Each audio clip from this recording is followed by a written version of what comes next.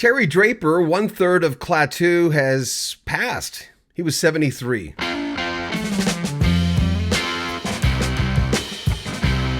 We did an interview with Terry a little while ago. We were ready to put this big Klaatu thing together. That's the band in the 70s and early 80s that people thought were the Beatles.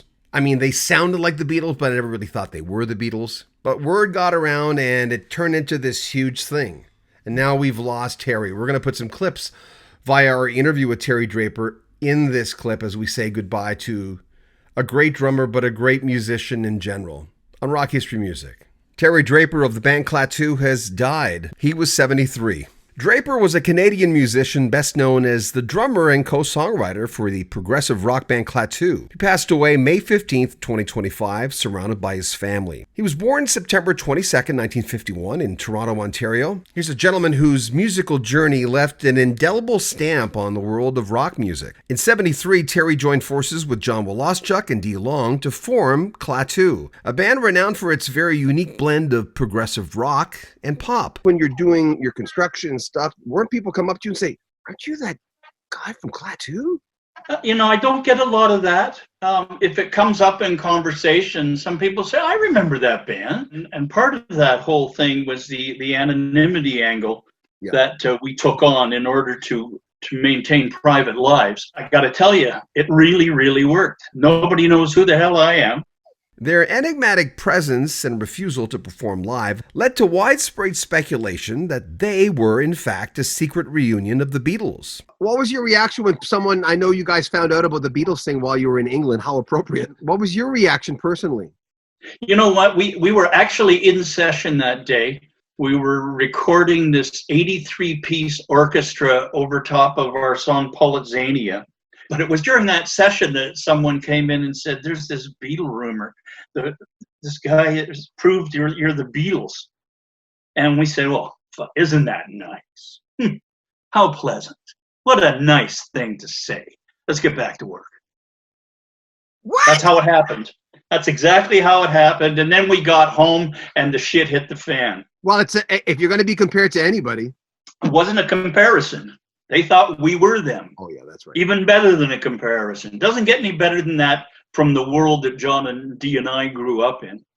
The rumor was fueled by the 1976 hit Calling All Occupants of Interplanetary Craft, which was later covered by the Carpenters. Calling Occupants, I was listening to your story about it this morning. It's interesting, the message that was on there, that you had an idea that because of that organization that had that message of the chorus line, that floored me. I had no idea about that. There's a whole backstory to this song that... Exactly, and it's fairly interesting. The International Flying Saucer Bureau was a real entity worldwide, and on March 15th, 1953, they invited all of their members to have previously memorized the message. And at a specific time, simultaneously around the world, they were going to lie down, close their eyes, and recite mentally this message. And when John and I found this, it was in a book we had called The Flying Saucer Reader. I was right into Von Däniken and all that stuff. So we find this story and this message, and the message goes, calling occupants of interplanetary craft, calling occupants of interplanetary craft. We are your friends. Please come and visit us in peace and help the ignorant ones in our world. It goes on and on and on. And John and I looked at each other and it's like, well, what if we take this and make a song and it gets like all this airplay, and surely the airwaves will emanate further than our puny brains, and maybe they'll come and save us, So far, nothing. No one's knocked on my door.